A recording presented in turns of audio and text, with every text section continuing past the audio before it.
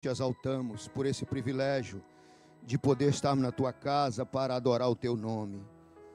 Receba a nossa adoração, nosso louvor. Esteja abençoando o teu filho que vai falar a tua palavra. Ministra ao nosso coração, Senhor, nessa noite. Usa teus servos, que estará sendo o Senhor canal nesta noite de bênção para a nossa vida. Nós te damos graça, nós te damos louvores, porque grandes e grandes coisas o Senhor tem feito por nós. Por isso nós estamos alegres. Este é o dia que o Senhor fez para nós nos regozijar e alegrar em Ti. Abençoa, Pai, esta escola. Abençoa cada um que chegou, os que estão chegando. Venha, Senhor, pairar neste lugar com a Tua graça, com o Teu favor, com a Tua misericórdia. Em nome de Jesus nós te damos graça, Pai. Em nome de Jesus.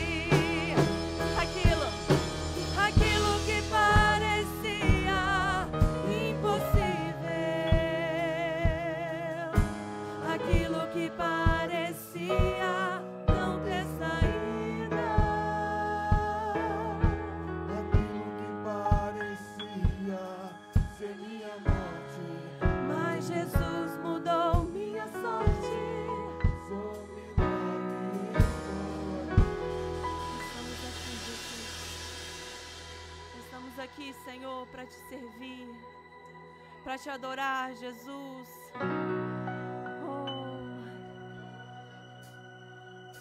A ti eu vou clamar, pois tudo vem de ti e tudo está em ti. Por ti vou caminhar, tu és a direção,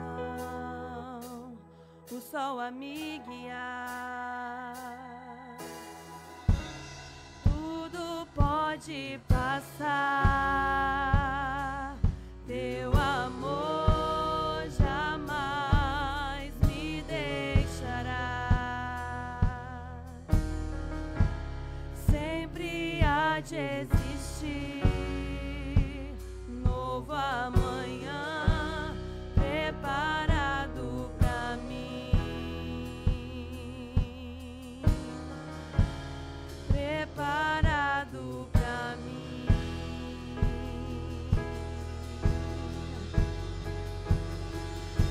Eu me rendo aos seus pés, és tudo que eu preciso pra viver. Oh, cante isso nessa noite.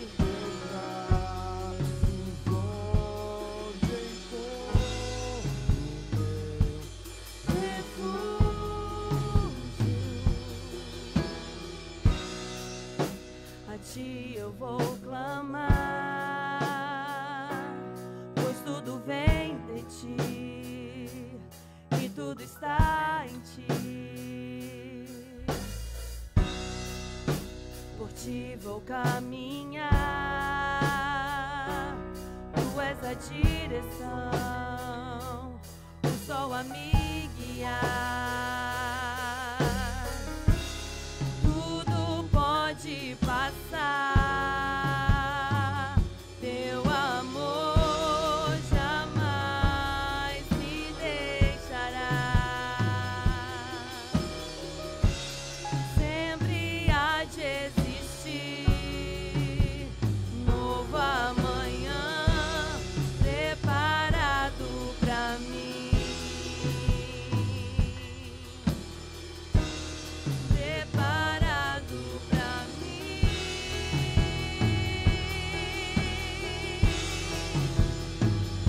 Eu me rendo aos teus pés, és tudo que eu preciso pra viver. Eu me lanço aos teus braços, onde encontro meu refúgio. Eu me rendo aos teus pés, és tudo que eu preciso pra viver. Eu me lanço aos teus braços, onde encontro meu refúgio, Jesus.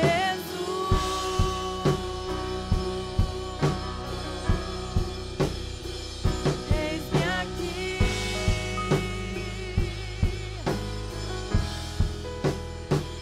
Jesus.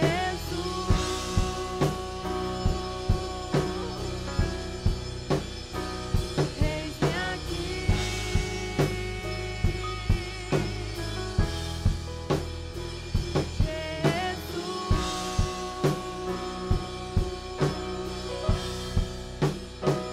eis-me aqui. Cante isso. Eis-me aqui, Jesus.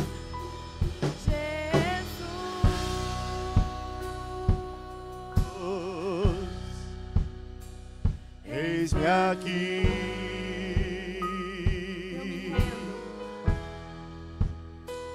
Eu me rendo aos teus pés, és tudo que eu preciso pra viver.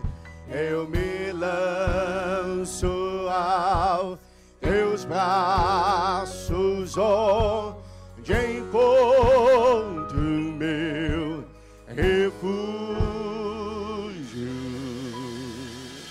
Amém? Pastor Luiz Prestes, por gentileza.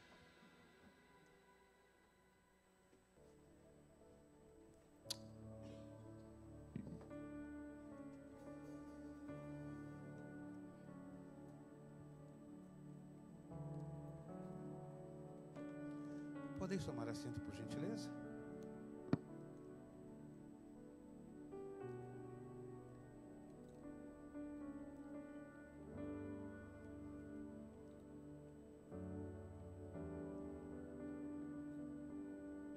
Cumprimentamos a todos com a paz do Senhor Jesus.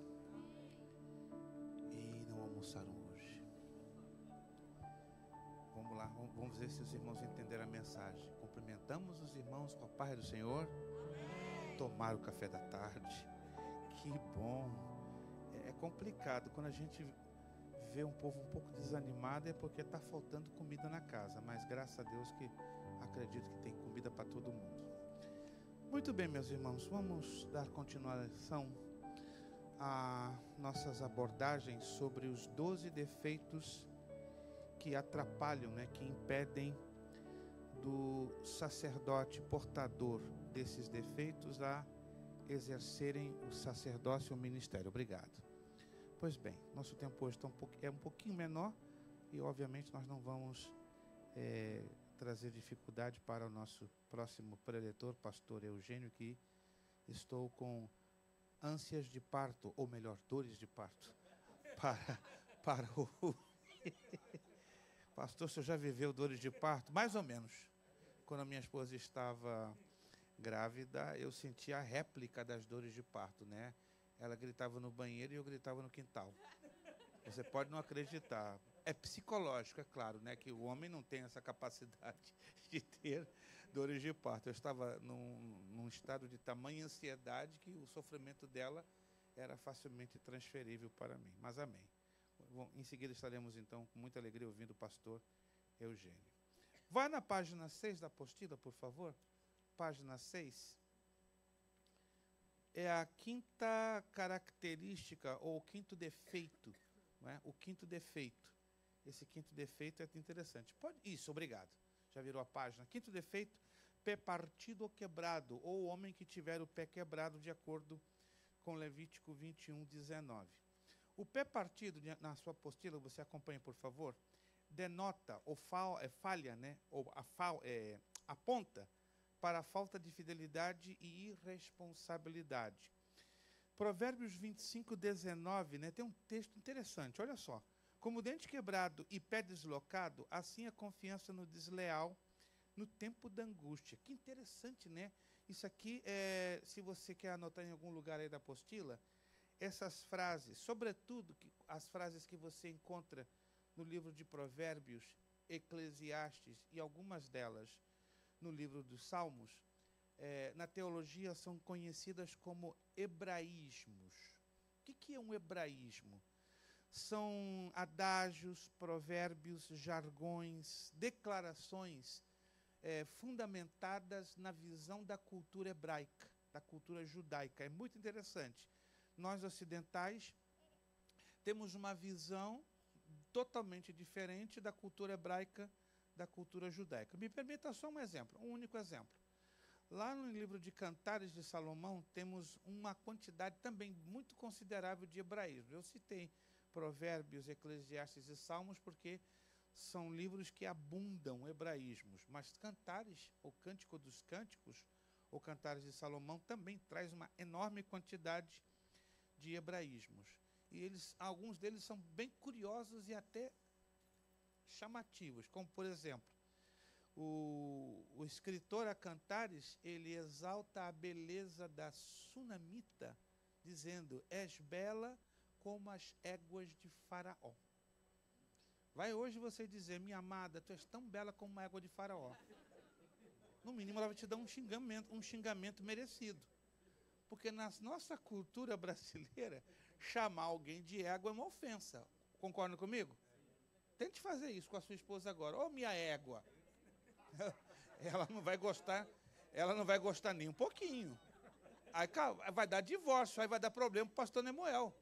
Pastor, minha mulher quer se divorciar de mim. Por quê? Porque eu chamei ela de égua. Mas chamar a uma mulher nos tempos de Salomão de égua de faraó, não era uma égua qualquer. Era um elogio. É a mesma coisa que dizer você é a Gisele Bündchen, né? Um modelo de beleza estropeante, ou seja, de uma beleza arrebatadora. Porque se você estuda, né, a cultura judaica e a cultura também egípcia, as éguas de faraó eram os animais mais belos que existiam, né? Tinha uma crina bem penteada, um pelo bem cuidado, eram super musculosos, eram animais de grande apreço e de grande preço também, né? Porque a riqueza naquela época não era avaliada tanto por ter lingotes de prata ou lingotes de ouro, mas por ter éguas, camelos e juntas de burro. Ou falei antes do burrito Pablito, né? Mas ter juntas de burro naquela época era sinal de gente rica, né? Se você estudar lá no livro de Jó, Jó era rico por ter juntas de camelos e juntas de boi, de burros, de jumentos. Ou seja, o homem era... Porque a riqueza de uma pessoa naquela época era avaliada pela quantidade de animais, e não pela quantidade de ouro, prata, ou dinheiro em cash, ou coisa parecida. Para você entender, né, que a Bíblia tem uma linguagem que precisa ser compreendida. A teologia chama isso de linguagem codificada. E a matéria da teologia que muito nos ajuda a decodificar esses códigos é a matéria chamada hermenêutica e exegese bíblica. Quando já ouviram falar da hermenêutica e da exegese? Poucos, e é uma pena, né? Inclusive, os obreiros deveriam se interessar, se dedicar ao estudo da hermenêutica e da exegese, porque se evitariam, né, grandes mal entendidos, né? Para terminar, para a gente continuar, para não ficarmos em cima, é uma temática que eu amo muito, né? Eu estou estudando essa temática já há 49 anos e não me canso de me aprofundar nesta temática. A Bíblia fala, né, lá no livro de Gênesis, que Deus se arrependeu de haver feito o homem. Lembram-se disso? Mas lá no livro de Números diz, né, Deus não homem para que minta, nem filho de homem para que se arrependa. Não cria-se uma aparente contradição? Sim ou não? O livro da Bíblia diz que Deus se arrependeu e depois diz que não se arrependeu. Que negócio é esse? Parece que a Bíblia está mentindo ou caindo em contradição. Não se trata disso. Em Gênesis capítulo 6 é uma figura de linguagem chamada de antropopatismo. O que é antropopatismo? Antro vem da palavra grega anthros, ser humano, homem. Patismo vem de patótomos. Patótomos no grego quer dizer sentimentos e emoções humanas. Então, em Gênesis capítulo 6, quando lemos que Deus se arrependeu de haver feito o homem, Deus estava demonstrando um sentimento humano, porque Deus não é homem, não tem carne e osso e não tem sentimentos humanos, mas o texto bíblico quer simplesmente colocar Deus como um ser solidário às necessidades do homem. Por isso que ali diz, Deus se arrependeu. No original em hebraico quer dizer que Deus lhe pesou muito no seu coração, se frustrou. Então nós temos que ter bastante cuidado na leitura de certos textos, porque estão neles implicados muitas aplicações de hebraísmos. Todos estão me entendendo, gente? E quando nós estudamos os defeitos que desqualificam os sacerdotes, ali está muito cheio de hebraísmo. Aí você está se perguntando, como é que o pastor Prestes está encontrando o significado literal dessas abordagens? Por causa dos hebraísmos. Então, partido na cultura judaica se denota falta de fidelidade e responsabilidade. Olha só aqui, adiante. Prevaricar significa falhar conscientemente um funcionário nos deveres do seu cargo ao tomar uma decisão ou sentença injusta, com plena consciência da sua injustiça. Aqueles que não são fiéis em relação às coisas temporais desta vida, não o serão em relação às coisas eternas de Deus. Foi nosso Senhor que assim o disse lá em Lucas 16, 10, 11. Quem é fiel no mínimo, virando a página. Quem é fiel no mínimo também é fiel no muito. Quem é injusto no mínimo também é injusto no muito. Pois se nas riquezas injustas não fostes fiéis, quem vos confiará as verdadeiras? Então concluímos que Deus exige que os seus ministros, todos os crentes, sejam fiéis e diligentes. Paulo não deixa por menos. Primeira carta aos Coríntios, capítulo 4, versos 1 e 2, ele diz lá: que os homens nos considerem como ministros e dispenseiros dos mistérios de Deus. Além disso, requer-se nos dispenseiros que cada um se ache fiel. Daí concluímos. Por isso que aqueles que são infiéis, irresponsáveis e indignos de confiança são desqualificados para serem úteis ao propósito de Deus. Não se pode confiar no trabalho do homem. Como podemos esperar que Deus lhe confie o seu? Uau, que abordagem linda. E aí, só para reciclar e reforçar. O homem de pé quebrado. Aí vamos trabalhar agora num plano bem mais prático. Só anda carregado de muletas. Anda escorado em alguém. Só vai se for carregado. Não, eu vou à igreja só se você for. Epa, a salvação é individual. Ainda que seja marido e mulher, mas não tem aquela onde a vaca vai e o boi vai atrás? Não. Se a sua esposa vai à igreja, você não vai à igreja, por que a sua esposa vai? Você vai à igreja porque você tem um compromisso com Jesus. Bom que ambos vão à igreja juntos, claro. Mas essa de família dividida, casa dividida, casal dividido, ou um escorar em cima do outro, é um pouco complicado. Vários são os obreiros que acompanham outros de mais destaque, porém andaram com seus próprios pés. Não é errado você se espelhar em alguém, tomar alguém como referência. Uma coisa é espelhar-se, outra coisa é depender daquela pessoa para ter a sua vida espiritual. Conheço obreiros que até imitam os cacuetes dos seus admiradores, né?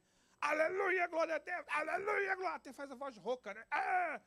Eita glória, eita glória. Parecem mímica ou coisa parecida, ou réplicas. Irmãos, sejamos autênticos, nós mesmos. Você tem, obviamente, a liberdade de se espelhar, digamos, no pastor Nemuel, no pastor Eduardo, no pastor Eugênio, em cada obreiro que você tem uma admiração por causa do seu chamado ministerial. Mas não imite os cacuetes. Isso é um problema, porque isso não fala de autenticidade, fala de falta de personalidade. E essa falta de personalidade, de maturidade cristã, está muito ligada com o homem que tiver o pé quebrado, ou seja, só vai se for carregado. Lembre-se que foi assim com Eliseu, discípulo de Elias, está lá em 2 de Reis 2:1-4. Foi assim com Epafrodito, ajudador de Paulo, Filipenses 2:25-30, e outros como Josué, Lucas, Timóteo, etc. Ou seja, eles começaram debaixo de uma tremenda influência, né? Eliseu teve uma tremenda influência do profeta Elias. Epafrodito teve uma tremenda influência do apóstolo Paulo. Josué teve uma tremenda influência, não é, de Moisés. Lucas e Timóteo tiveram uma tremenda influência, eles foram mentoreados pelo apóstolo Paulo. Aí eu pergunto, eles tiveram os mesmos cacuetes? Foram 100% fotocópias do apóstolo Paulo? Não. Eles tiveram as suas próprias identidades, porém desenvolveram de forma peculiar, própria, singular, os seus ministérios. Quantos estão me entendendo, irmãos? Não, cuidado com o homem do pé quebrado. Cuidado com o pé quebrado ministerialmente. Se você anda escorado em alguém, você sendo como uma espécie, uma mímica, né? Não, eu faço tudo que o meu líder faz ou que aquele servo com quem eu tomo referência, eu sou a cópia exata dele. Irmãos, vamos ser cópia, sabe de quem? Jesus Cristo. Sede meus imitadores. Olha a coragem, olha a determinação, olha a ousadia que o apóstolo Paulo teve. Sede meus imitadores como eu sou de Cristo. Um aluno nosso perguntou esses dias, pastor, o senhor teria a mesma garra, a mesma coragem, o mesmo atrevimento de pronunciar esta frase? Ainda não. Como ainda não? Ainda não. Mas quanto tempo de fé o senhor tem? Ele me perguntou numa aula online. Eu não gostaria de falar sobre isso agora. Aí o 3 insistiu, pastor, quanto tempo o senhor tem? 54 anos. Mas isso não quer dizer nada. Eu até agora estou lutando para ser imitador de Cristo. Eu estou bem longe. E aí 2 alunos colocaram a mão na cabeça. O que sobra para mim? Que eu estou há 9 anos. caminhando. Se o senhor está a 54, não chegou nem perto, então nós 9, nós estamos em outro planeta, em outro sistema solar. Está longe demais, irmãos. Cada um tem que ter a sua própria experiência com Deus. Eu estou caminhando há 54 anos, eu falo com muita humildade. Eu estou no caminho ainda, irmãos. Estou aprendendo ainda, estou necessitado de uma graça e de uma experiência mais profunda para que eu possa dizer. Agora posso dizer, sou imitador de Cristo. Mas até agora eu não tenho essa ousadia, esse atrevimento. Talvez o pastor Nemuel tenha, talvez os outros digníssimos pastores o tenham, mas ainda não consegui reunir suficiente coragem para dizer que eu sou imitador. Estou me esforçando para aprender a imitar o Senhor Jesus Cristo. Agora, se você analisar bem a vida de Paulo, o que foi a vida de Paulo? Uma vida de sacrifício, sacrifício, sacrifício, sacrifício, sacrifício, renúncia, renúncia, renúncia e muita abnegação. Meu Deus, será que conseguiríamos viver e experimentar o que viveu o apóstolo Paulo? Talvez sim, ou talvez não. Mas que Deus nos ajude a não termos este defeito, ter o pé quebrado, porque isso nos desqualifica como sacerdotes e desqualifica a igreja de Cristo. Número 6, passamos à próxima página. Homem de mão quebrada, está aqui na apostila. Número 6, mão partida, mão quebrada ou fracturada. Anote isso aqui ou passa um highlight, está aqui na apostila. A mão é a que empunha a espada. Desta forma, a mão representa o poder. Repita comigo, a mão representa o poder. Mão representa poder na Bíblia. Vamos ver isso aqui? Êxodo capítulo 15, versículo 6, está na apostila. A tua destra ao Senhor se tem glorificado em potência. A tua destra ao Senhor tem despedaçado o inimigo. Destra fala de direita, ou mão direita. Ezequiel 30, 22. Portanto, assim diz o Senhor Jeová. Eis que estou contra Faraó, rei do Egito, e quebrarei os seus braços, tanto forte como que está quebrado, e farei cair da sua mão a espada. Ou seja, vou tirar o poder de Faraó. Olha que interessante. E aí Deus nos explica. Deus diz que lutará contra Faraó, fazendo cair a espada da sua mão. Aqueles que não adquiriram o poder do Espírito de Deus não serão capazes de levantar a espada do Espírito contra os inimigos de Deus. A espada do Espírito sabemos que é a palavra de Deus. Estes são os de mãos quebradas. Esses indivíduos serão desqualificados para o serviço sacerdotal, pois não serão capazes de resistir ao ataque do inimigo. Quando você estuda lá em Efésios, capítulo 6, do verso 10 ao 18, você vai estudar sobre a armadura de Deus. Paulo começa lá no versículo 10 e no versículo 11, ele fala do armamento ou do equipamento completo. Essa expressão que lemos em Almeida, equipamento ou armamento completo, vem de uma palavra grega panóplia. A palavra grega panóplia quer dizer armamento completamente suficiente, sem faltar uma só peça. E interessante que Paulo descreve nesse texto de Efésios 6, 10, 18, 5 peças da armadura, porém, uma única peça de ataque. Qual seria essa peça de ataque? Alguém se lembra? Estou ouvindo uma voz lá do além. E está bem longe, lá do além. Está vendo aonde, pastor? Do purgatório do céu, do paraíso. Vamos lá, gente. Qual é a espada? Eu já falei a resposta, pronto. É a espada do Espírito, a palavra de Deus, que é a única arma de ataque. Vamos então ver aqui, ó. Deus, olha, não usa esse obreiro de mão quebrada, não usa as mãos para abençoar ninguém. Porque já falei, não é? Mão representa poder.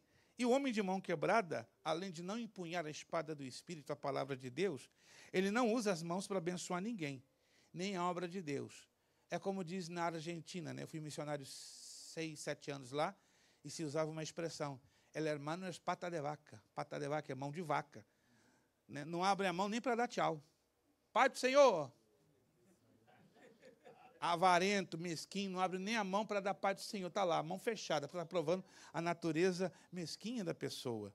Jesus curou um homem que tinha em suas mãos o quê? Mirradas. Então disse ao homem, estende a tua mão. Estendeu e ela ficou sã como a outra. Mateus 12, 13. O obreiro de mão quebrada precisa passar pela experiência de cura da sua própria mão, ou seja, do poder e da autoridade que Deus lhe tem dado. Tem obreiros que definitivamente perderam essa autoridade, perderam esse poder, sobretudo para manejar a palavra de Deus e, para piorar ainda, para abençoar as pessoas da melhor maneira. O obreiro que tiver tal deficiência deve orar o Salmo 90, 17 e 18. Seja sobre nós a graça do Senhor nosso Deus. Confirma sobre nós as obras das nossas mãos. Sim, confirma a obra das nossas mãos. Irmãos, a minha mão, a sua mão, a nossa mão tem um poder tremendo e uma importância tremenda na presença de Deus. Levante as suas mãos assim. Olhe para elas. E repita comigo: Senhor Deus, aqui estão as minhas mãos. Usa-as como tu queres. Usa para abençoar a tua obra. Usa para abençoar os meus irmãos. Usa as minhas mãos para abençoar a tua igreja. Mas acima de tudo, usa as minhas mãos para saber manejar bem a tua gloriosa palavra e neutralizar e acabar com todas as artimanhas do inimigo, para neutralizar e aniquilar todas as artimanhas do inimigo. Eis-me aqui as minhas mãos, que as minhas mãos sejam para ti uso, e eu quero que tu uses poderosamente, em o nome de Jesus. Você glorifica a Deus por isso? Que Deus quer usar as tuas mãos. Ah, pastor, eu acho que eu sou o cara do homem da mão quebrada. Então é hora de se converter nessa noite. É hora de ter um reencontro com Deus. É hora de você admitir: minha mão está quebrada. Minha mão não é incapaz de manejar bem a palavra de Deus. A minha mão é incapaz de abençoar a obra de Deus. A minha mão é incapaz de abençoar os meus irmãos. Eu não estou falando no sentido financeiro, material unicamente, estou falando no sentido espiritual também, porque mão fala de poder. Então, que Deus abençoe a você, minha irmã e meu irmão. Deixa Deus usar as tuas mãos. Mas a minha oração é que, em nome de Jesus, as tuas mãos sejam mãos saradas, mãos curadas, mãos transformadas, mãos convertidas, mãos ungidas, para levantá-las, serem levantadas para o alto, como disse a palavra de Deus: levantai as vossas mãos, sem ira e sem contenda. A minha oração é que o Espírito Santo, mais do que nunca, use as tuas mãos, e, sobretudo, para bem manejar a palavra de Deus. Passamos para a próxima, número 7. Sétimo defeito: corcunda ou corcovado, homem corcovado. Vamos lá na apostila. Em termos físicos, uma pessoa corcunda, página 8 da nossa apostila. Uma pessoa corcunda não consegue manter-se direita. Ela está sempre assim. E parece que tem uma mochila aqui atrás. As suas costas são fracas e por isso não suportam o peso. Espiritualmente falando, uma corcunda envolve aqueles que não conseguem ficar de pé por si mesmos. São levados de um lado para o outro, por todas as correntes de doutrina e circunstâncias. É o famoso Maria vai com as outras. Soprou o vento, lá vai ele. O irmão Maria vai com as outras. Ou o vento moinho, né? Ou o irmão moinho do vento. Moinhos de vento. Gálatas 6,5 está bem claro. Porque cada qual levará a sua própria carga. Agora entendamos isso aqui, presta atenção. Um cristão que não consegue lidar com as pressões da vida e que está constantemente à procura de outros para o ajudarem a carregar o seu fardo, é um corcunda espiritual. É claro que vai haver momentos que eu e você vamos buscar ajuda de pessoas maduras, de pessoas experientes, de pessoas sérias com as coisas de Deus. Mas cuidado, tem pessoas que ficam sempre na super, ampla, completa dependência. Me ajuda, minha irmã, me ajuda, meu irmão. Eu estou oprimido, eu estou deprimido, eu estou angustiado. Tenha misericórdia, cada um de nós temos os nossos próprios problemas, nossas cargas. É o que a Gálatas fala: cada qual levará a sua própria carga. Qualquer pressão sobre essas pessoas, falos vergar, Esses indivíduos têm de descobrir como se fundamentar e enraizar-se no amor, pois são frequentemente consumidos por uma falta de autoestima e baseiam a sua caminhada com Deus nas expectativas depositadas nos outros. A palavra decepção reside em duas coisas. Você colocar muita expectativa em alguém e esperar tudo deste alguém. Não estou dizendo que você não deva confiar nas pessoas. Não estou dizendo que você deva confiar no seu irmão que está à sua esquerda e à sua direita. Confiar é uma coisa. Depositar todas as expectativas é outra coisa diferente. Expectativas temos que depositar em quem? Em Jesus. Em Jesus. Muitas das vezes você deposita a confiança completa nesse que está à sua direita e à sua esquerda. Mas lembre-se que este que está à sua direita e à sua esquerda é igualzinho a você. É um ser humano que pode falhar, pecar, fracassar, sentir-se fraco. E se ele cai, se ele fraqueja, se ele fracassa, você vai se decepcionar porque ele não atendeu às suas expectativas. E aí cansamos de ouvir essa frase: ei, eu estou decepcionado com Jesus, por isso que eu não vou mais à igreja. Ei, o que Jesus fez com você? Todo mundo pode te decepcionar, Jesus Cristo não. Não venha com essa desculpa esfarrapada. Todo mundo, na verdade, pode decepcionar a mim e a você, menos Jesus. Sabe por quê? Porque ele é perfeito, ele é maravilhoso, ele é completo, ele é um companheiro que nunca se separou de mim e de você. Por mais ingrato e falta de fé que você tenha, Jesus está ali do teu lado, olhando para você. Ó. Eu sei que você tem uma incredulidade, você é um tomezão da vida. Eita, você... Mas estou do teu lado, te dando oportunidade, velando pela tua vida, orando por ti, intercedendo por você. Irmãos, vamos colocar todas as nossas expectativas em Jesus. E se às vezes estamos esperando muito do outro, é porque estamos tendo um probleminha de corcunda. Estamos querendo levar a nossa carga de forma demasiada. Olha só que interessante. Se fizermos de Deus o nosso provedor, ele promete-nos que nos tornaremos abundantes nele. Está lá em Filipenses 4,13. O Salmo 1,3. Você já conhece esse salmo? Agora, olha que coisa linda. Está escrito: pois será como árvore plantada junto a ribeiro de águas, a qual dá o seu fruto na estação própria, e cujas folhas não caem, e tudo quanto fizer prosperará. A solução para uma corcunda ou costas tortas é colocar os nossos olhos apenas em Cristo e amar os outros. Quando pomos os nossos olhos nas necessidades dos outros, não ficamos absorvidos pelos nossos próprios problemas. O corcunda. No hebraico, a palavra corcunda é gibem, de uma raiz não utilizada que significa arqueado, dorso encurvado, torcido, corcunda.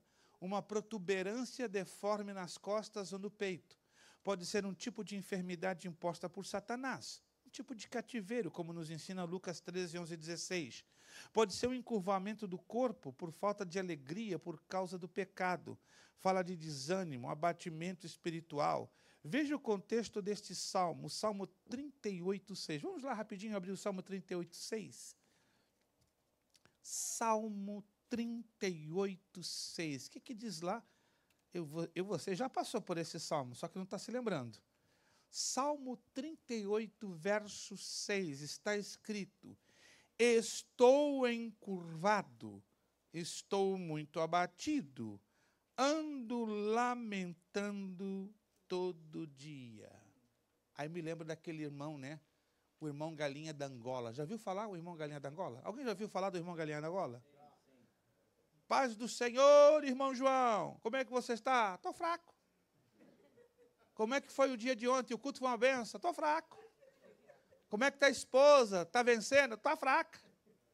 Como é que está o trabalho? Estou fraco, estou fraco, estou fraco, estou fraco, estou fraco, estou fraco. Ei, Jesus não te chamou para ser crente galinha da Angola. Estou fraco, estou fraco, estou fraco. Deus te chamou para ser crente águia. Águia. A águia é o único animal que tem 3 características que nenhum outro animal que Deus criou tem. Primeiro, é o único animal que, na plena tempestade, ela consegue viajar contra o vento. Por quê? Deus deu uma aerodinâmica maravilhosa às asas da águia. A águia americana, quando ela abre o seu diâmetro ou o seu perímetro chega a alcançar 2,75 metros. A penugem da asa da águia é tão bem elaborada que pouca gente sabe.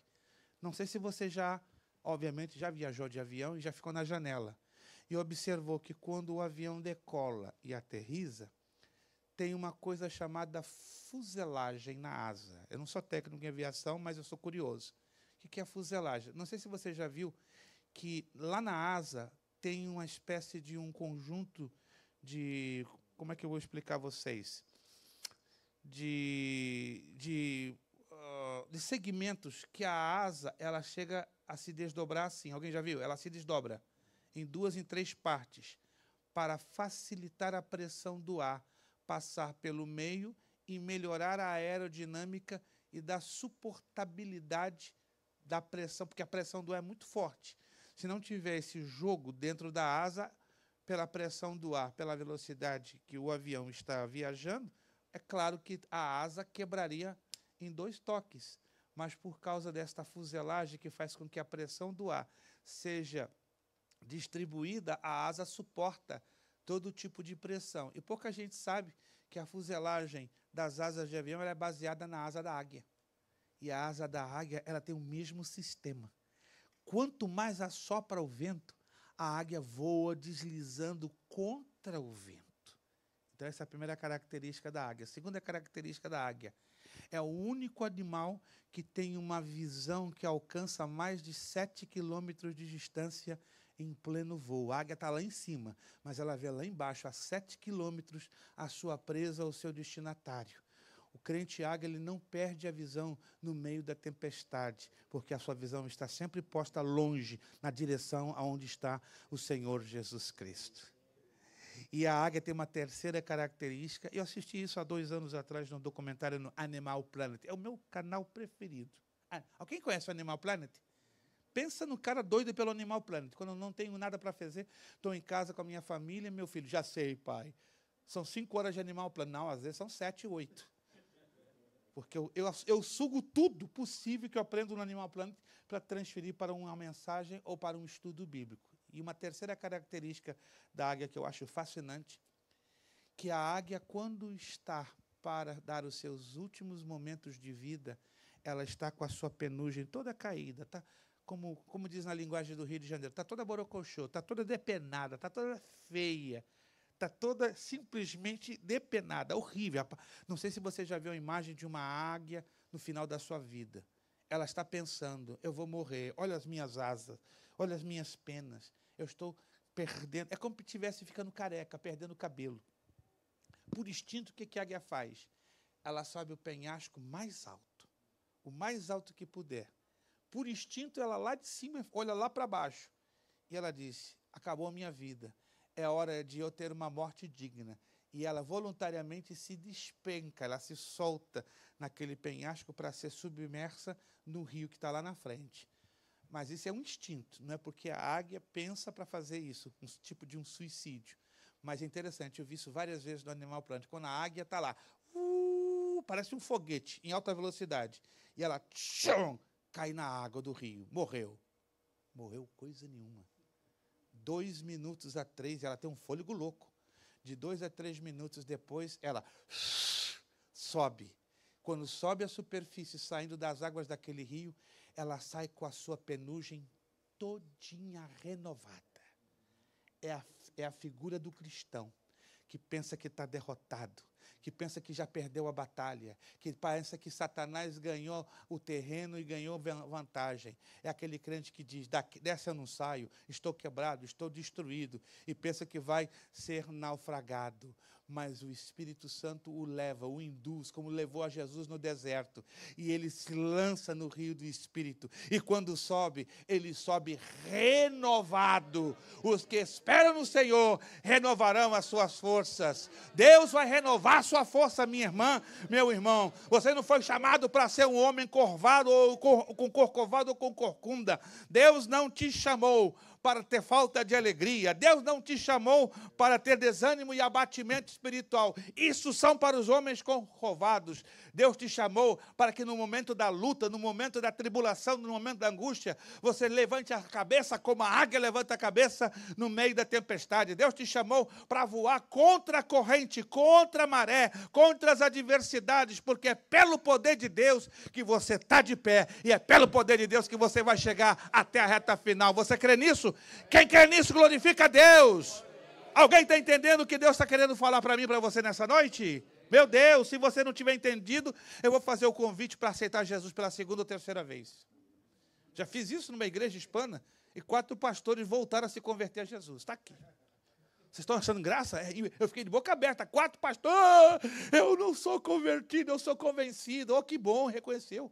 Passou a vida inteira como convencido. Irmãos, tem pessoas que precisam passar por uma segunda reconversão. E até mesmo tem pastores que têm necessidade, porque a conversão é aqui, ó. O convencimento é aqui, mas a conversão é aqui. Confessar e crer aqui. Meu Deus. Vamos lá, porque o meu tempo está acabando. Tenho 15 minutos. Aleluia. Número 8. Vamos lá. Passa. Agora o negócio pegou. Homem anão. Não é Homem-Aranha, não. Homem anão. Homem anão. Olha o anãozinho aqui. Olha o anãozinho aqui. Eu tenho 6 pastores amigos que são anões. O mais alto é dessa altura. A cabecinha bate aqui. É o mais alto. Pastor Juan Caballeros, é um cubano, dessa altura. E o mais baixinho aqui. Uma tampinha. Um homem de Deus. Na hora de ele orar com imposição de mãos, levam ele no colo e está lá, passando no meio do povo. E Deus usa. Olha, se você nunca viu um pastor dessa altura, carregado no colo, e orando e Jesus curando, é maravilhoso. Tamanho não é documento não para Deus. O que é documento para Deus é o quebrantamento. Você olha para o homem grandão, com todo respeito ao pastor Eduardo. Grandão, imponente. Deus usa quem Ele quer. Usa os grandões imponentes, como usa as tampinhas. Mas vamos lá. Aqui na nossa apostila. Ser anão indica ser pouco desenvolvido. Certa forma, significa uma imaturidade espiritual. Vamos lá que diz Hebreus, capítulo 5, verso 12 e 13, está lá na apostila. Porque devendo já ser mestres pelo tempo, ainda necessitais de que se vos torne a ensinar quais sejam os primeiros rudimentos das palavras de Deus, e vos haveis feito tais que necessitais de leite, e não de sólido mantimento, porque qualquer que anda se alimenta de leite, não está experimentado na palavra da justiça, porque é menino. Quanta gente na casa do Senhor e até obreiros que são meninos. Eu tenho 25 anos de ministério, 40 de igreja, mas é meninão, não entende as coisas espirituais. Aqui o escritor desta epístola repreende os cristãos hebreus por serem anãos espirituais, aqueles que ainda estão a beber leite e não amadurecem para aceder ao alimento da palavra de Deus. Não podem ser usados para o propósito de Deus. Deus precisa de adultos espirituais para levar a cabo o seu propósito. Não pode usar bebês, pois estes ainda precisam de muito. Trata-se do nanismo. Homem anão é um nanismo, uma anomalia nas pessoas de estatura diminuta. É chamado nanico, pigmeu. Na antiguidade, alguns eram usados nos circos como bufões encarregados de fazer o povo rir. Espiritualmente, a falta de crescimento no que tange um caráter cristão. Sansão, grande obreiro de Deus, tornou-se um anão espiritual. Os filisteus sorriram e se divertiam com ele quando caiu da graça divina. Juízes 16, 25, 27. O obreiro de pequena estatura fica impedido de olhar para o Senhor, ainda que queira. A história de Zaqueu pode nos ilustrar isso. Lucas 19:3. Ele queria ver Jesus, mas não podia por causa da sua pequena estatura, até que cresceu para o alto, humilhando-se ao subir nos galhos da figueira brava. Versículo 4. A igreja em Corinto era repleta de nanicos espirituais. Paulo chamou de crianças, meninos em Cristo. 1 Coríntios 3, 1, 3. Cultivavam ciúme e viviam em contendas. Tais coisas manifestam um nanismo espiritual. Hebreus 5, 12 e 14, o que acabamos de ler. É o que mais tem, infelizmente, no meio de muitos obreiros, de muitas igrejas. Como eu já falei, eu tenho 6 pastores amigos anões. E uma característica interessante dos anões, né? Primeiro, cabeça grande. Já perceberam isso? Todo anão tem uma cabeça bastante grande, ou maior do que o seu próprio tronco. Segundo, o seu tronco pequenininho, bem pequeno, em relação ao tamanho da cabeça. E terceira característica, os membros, tanto superiores como inferiores, pequenininho. E falo com muito respeito. Todo anão caminha assim. Passinho curto.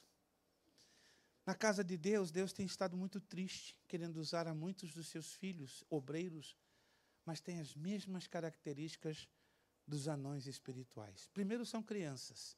Segundo, cabeções, cabeça grande, quer dizer, muitos anos de igreja, mas pouca maturidade espiritual. Tem os membros pequenininhos, que quer dizer, tem poder de ação muito limitada. Não sabem servir, porque querem ser servidos. E não tem um passo firme, um passo seguro, um passo de maturidade. Sempre dão os passinhos inseguros, os passinhos que se sentem ameaçados. São aqueles obreiros que se sentem ameaçados porque o outro obreiro está trabalhando melhor do que ele, sendo usado por Deus mais do que ele. Não, eu estou aqui há 20 anos, esse camarada aqui chegou há 2 anos, já está fazendo e acontecendo. Não, esse é um anão espiritual. Ciúmes ministeriais. Tem demais, irmãos, com todo respeito, sendo que uma escola bíblica para obreiros. O que tem hoje no meio das nossas igrejas, eu falo com profundo respeito e carinho, são anões espirituais e eles demonstram muito ciúme. Não, eu vou tirar o tapete desse irmão, eu estou aqui há 20 anos, quem é ele para chegar aqui e em 2 anos fazer o que mais fiz do que eu em 20 anos? Irmãos, tem lugar para trabalhar à vontade na casa do Senhor. A seara é grande e ninguém vai tirar o teu lugar. O teu lugar na casa do Senhor é teu. Ele te chamou para ocupar este lugarzinho. Não tem essa de disputa de território, não tem essa de disputa de lugar. O que Deus te deu é teu e está acabado. O diabo que coloca essa ideia na cabeça, que você é pior, melhor ou maior do que o outro. Isso é sentimento de homem anão, de anão espiritual. Que o Espírito Santo te dê crescimento na graça, te dê crescimento no conhecimento, te dê crescimento na maturidade. Saia do seu enanismo espiritual e permita o Espírito Santo te levantar alto, que você possa crescer até a estatura do varão perfeito, que é Jesus Cristo. Quantos querem ter a estatura do varão perfeito? Jesus Cristo. Que Deus nos ajude a mim e a você a não termos este defeito. Número 9, por favor, aqui na tela. Ah, sim, obrigado. O obreiro jamais deve se conformar com a sua estatura espiritual. Deve ansiar pelo crescimento, pois em tudo que a vida cresce. A fonte do crescimento espiritual é a palavra de Deus. Por isso que estamos nessa escola, é para crescer. 1 de Pedro 2:2. A base do crescimento espiritual está no Senhor Jesus. Lucas 2:52, ele crescia em estatura, sabedoria e graça, e o crescimento é diante de Deus e diante dos homens. Há obreiros que se esquecem de crescer para Deus, outros se esquecem de crescer para com os homens. Não foi este o caso de Samuel, que crescia diante de Deus e diante dos homens. 1 de Samuel 2:21, 3:19 e 20. O crescimento espiritual pode ser para baixo. Lamentações 3:29. Fala de oração, prostração, humilhação ao Senhor, adoração. O crescimento espiritual pode ser para o alto. Colossenses 3:1-2. Fala da busca aos tesouros celestiais. Os conceitos tornam-se elevados. Os desejos item. O crescimento espiritual pode ser para os lados. Gênesis 49:22. Fala de testemunho cristão, mas também de amor fraterno aos irmãos, à família, aos perdidos, etc. Basta dinanismo espiritual. Cresçamos à medida da estatura completa de Cristo. Efésios 4:13. O sacerdote anão jamais poderia alcançar a altura do altar de Deus para efetuar os sacrifícios. Vamos batalhar para crescermos na altura do Senhor Jesus Cristo. Próxima página, por favor. Número 9. Tenho 7 minutos. Eu creio que vou conseguir terminar. Na apostila, vamos lá. Nuvem ou belida em um olho. Ou homem que tiver belida no olho. Na apostila está dizendo: uma pessoa que tem uma nuvem num olho não consegue ver corretamente, sem uma nuvem no outro olho. No entanto, ele não se apercebe deste facto. Na sua forma, esta nuvem ou mancha representa um espírito crítico. Aqueles que têm uma nuvem num olho são hipócritas. Encontram defeito nos outros, mas não conseguem ver a sua própria condição espiritual. O Senhor descreve aqueles que têm essa mancha quando diz lá em Mateus 7:3. E por que reparas tu no argueiro que está no olho do teu irmão e não vês a trave que está no teu olho? E qual é a solução? Tira a primeira trave do teu olho, e então verás com clareza suficiente para tirar o cisco do olho do teu irmão. Homem que tiver belida no olho. Trata-se de uma névoa, está aqui, ó, de uma névoa. Alguns chamam de catarata também, tá? Mas trata-se de uma névoa mancha esbranquiçada na córnea, que impede a perfeita visão. É o que chamamos catarata. A pupila fica opaca, deixando o cristalino, a lente natural do olho, com uma coloração leitosa, dificultando a visão. Quem tem belida possui uma visão deficiente, limitada. O sacerdote com essa deformidade não podia oferecer o pão de Deus no altar. Existem, infelizmente, obreiros com um tipo de catarata espiritual. Os tais possuem uma visão espiritual deficiente, tal qual Ló, que escolheu as terras de Sodoma e Gomorra, porque era toda bem regada. Gênesis 13, 10, 12. Mas repletas de pecado. Gênesis 18, 20.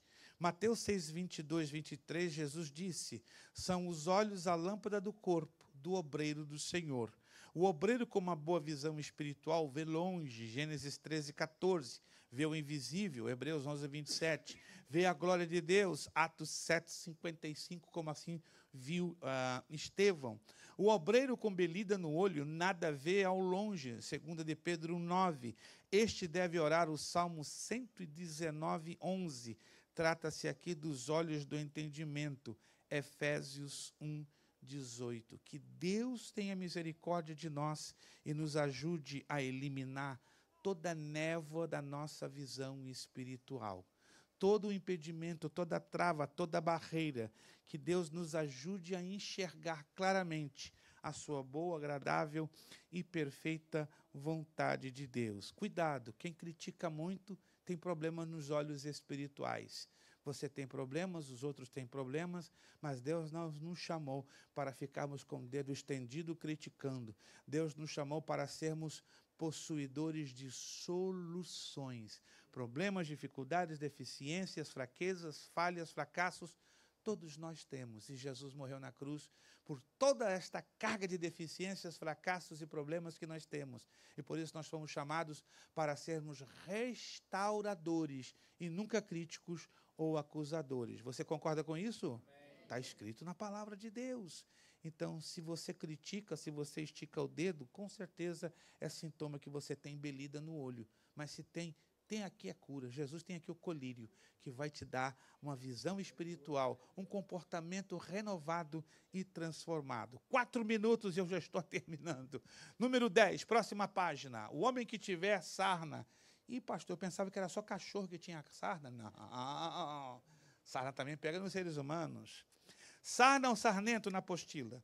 Os primeiros habitantes que chegaram ao solo americano por navio, né, pelo Mayflower, né, em maio de 1620, em Plymouth, aqui no estado de Massachusetts, tiveram muitas vezes de lutar contra esta doença, né, porque trouxeram sarna lá da Inglaterra. Se não bastasse muito, né, trouxeram da Inglaterra importada, né, para os Estados Unidos.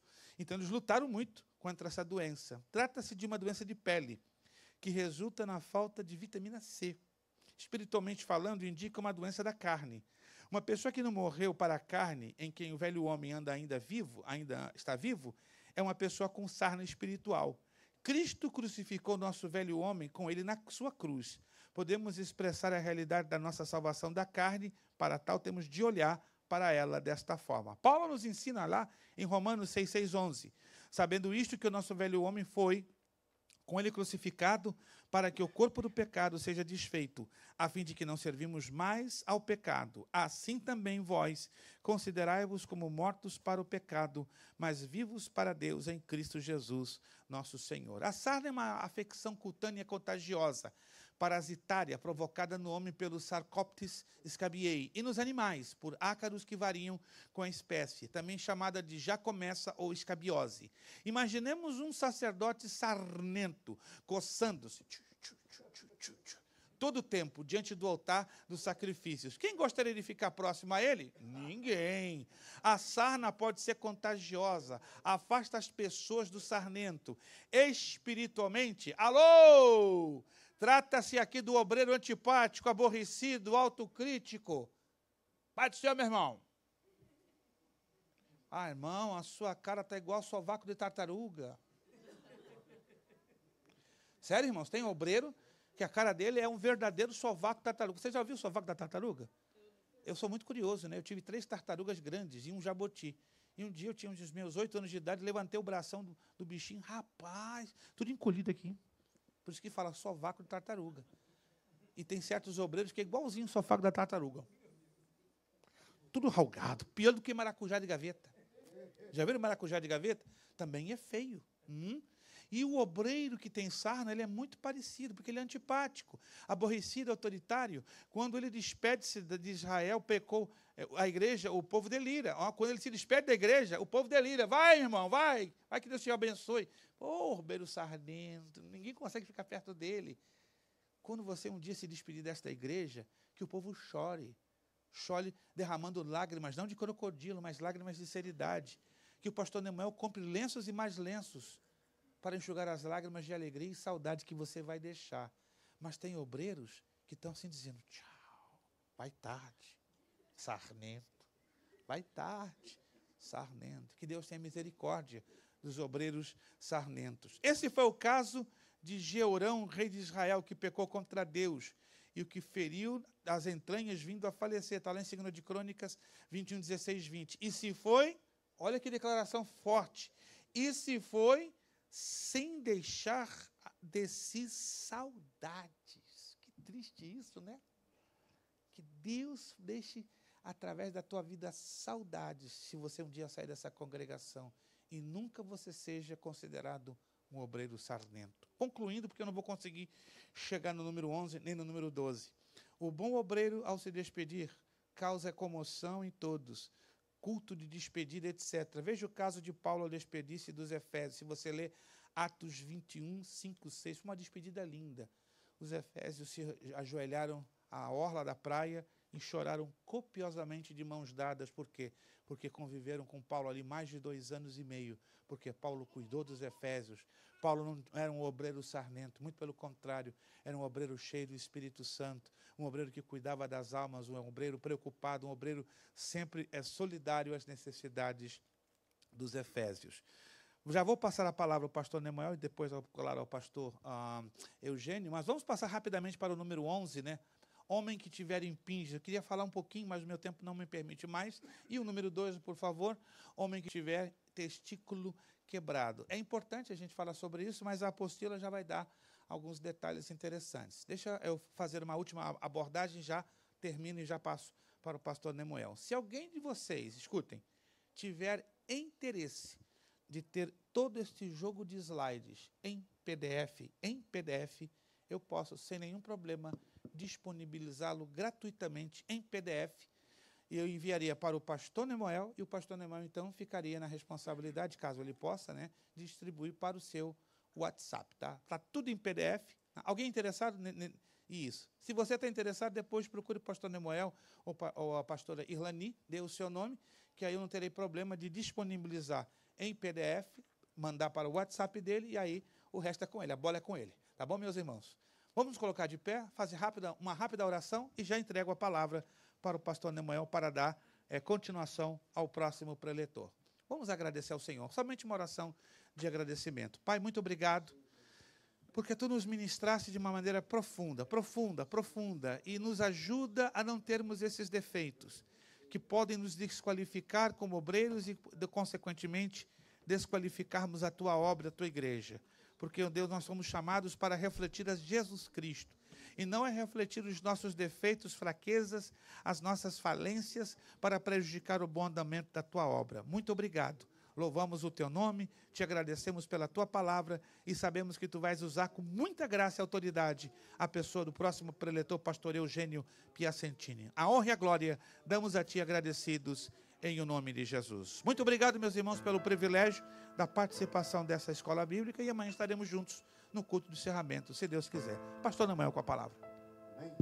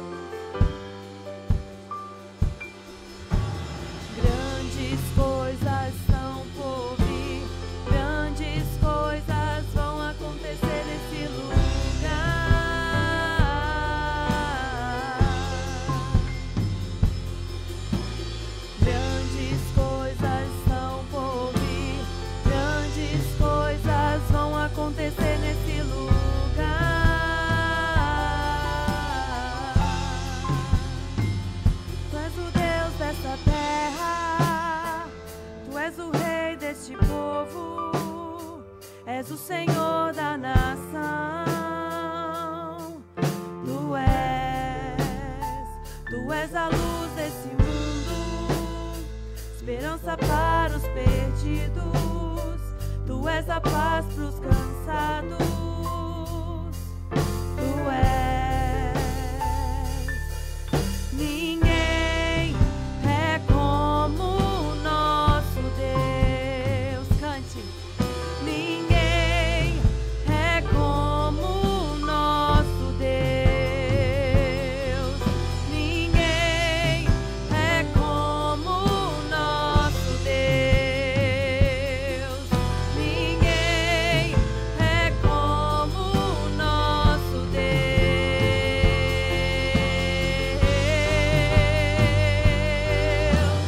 Grandes coisas estão por vir.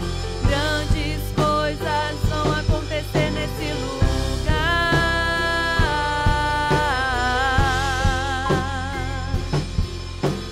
Grandes coisas estão por vir. Grandes coisas vão acontecer nesse lugar.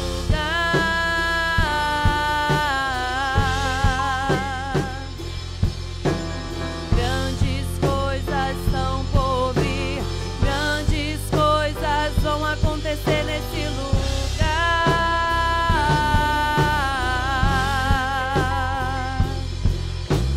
Grandes coisas estão por vir.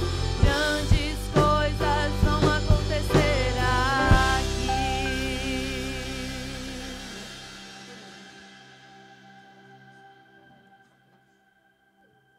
Som, 2.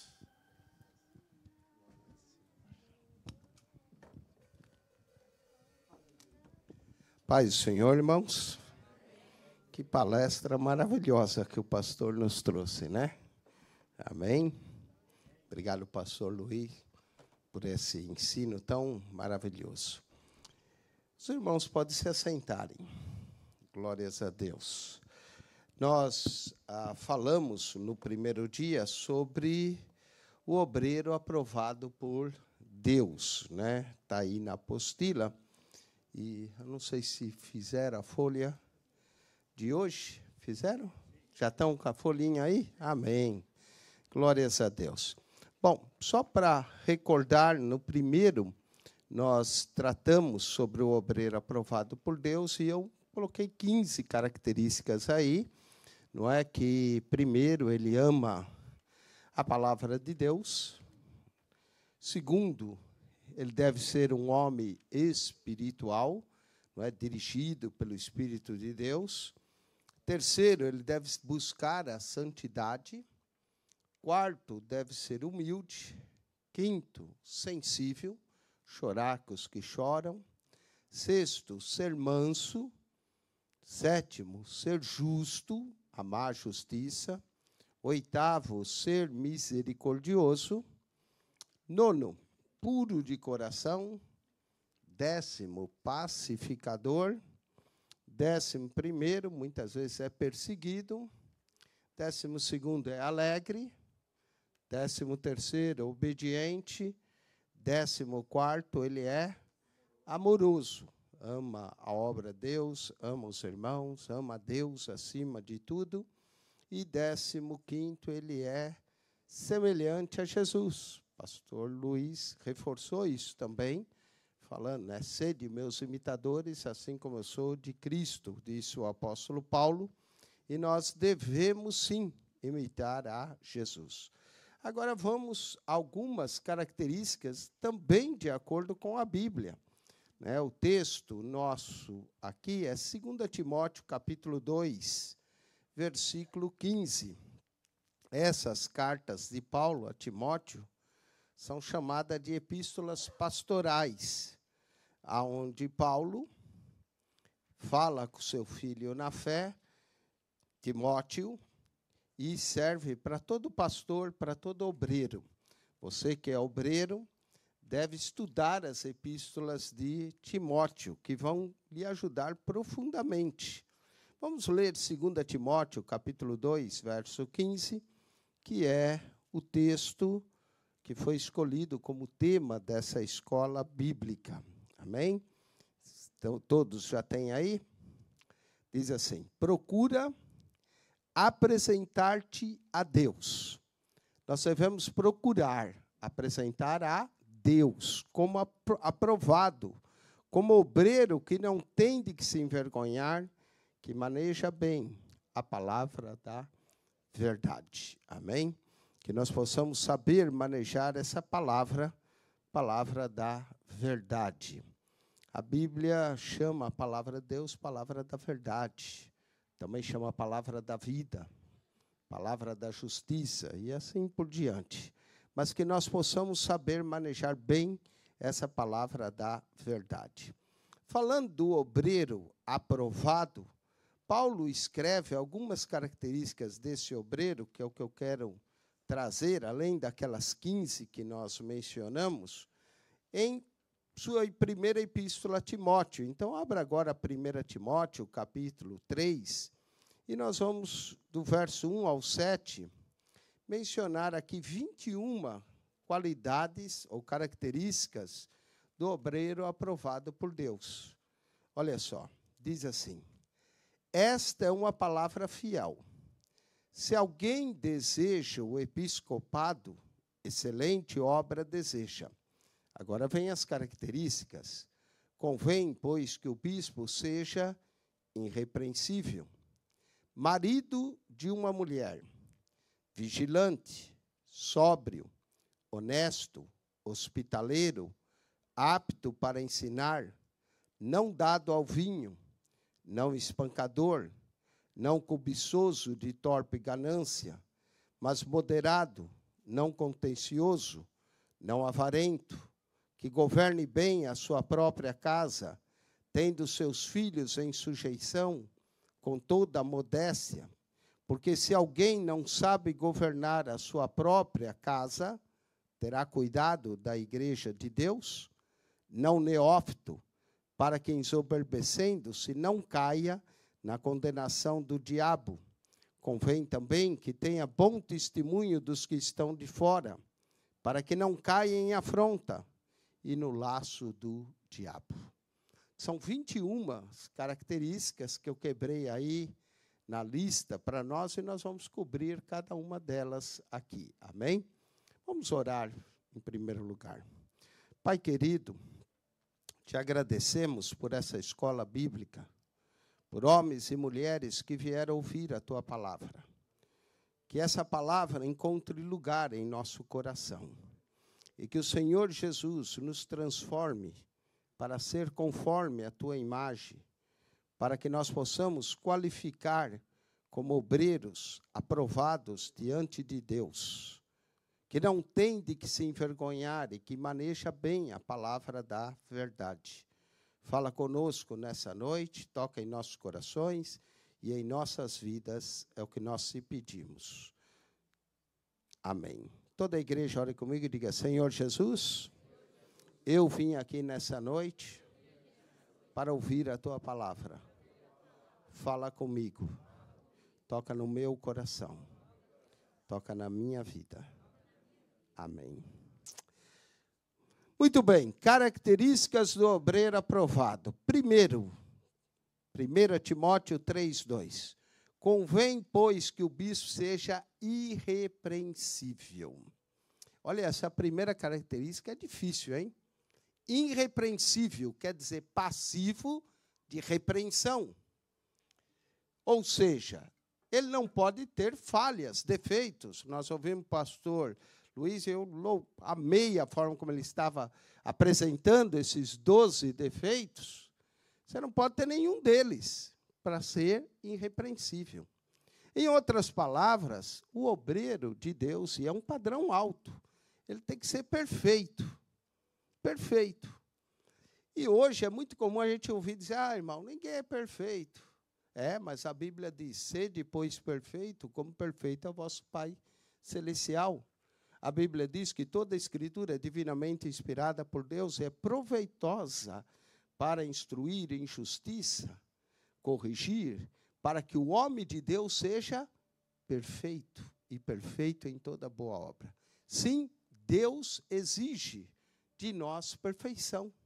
E é um padrão muito alto, elevado, que nós sejamos irrepreensíveis, passivos de repreensão. E isso precisa cultivar isso na nossa vida. Sim, nós podemos ter algumas falhas, mas que elas sejam corrigidas e que não tenhamos essas falhas que o pastor Luiz Prestes mencionou. Olha aí, 12 que não qualificava, não é? Irrepreensível. Nós temos que procurar ser irrepreensível. Se há algum erro na nossa vida, temos que corrigir, e corrigir rápido, e pedir ajuda de Deus, e ser humilde para orar e pedir que o Senhor nos corrija. Pastor, o senhor é irrepreensível? Eu espero ser. Eu espero que não haja repreensão na minha vida.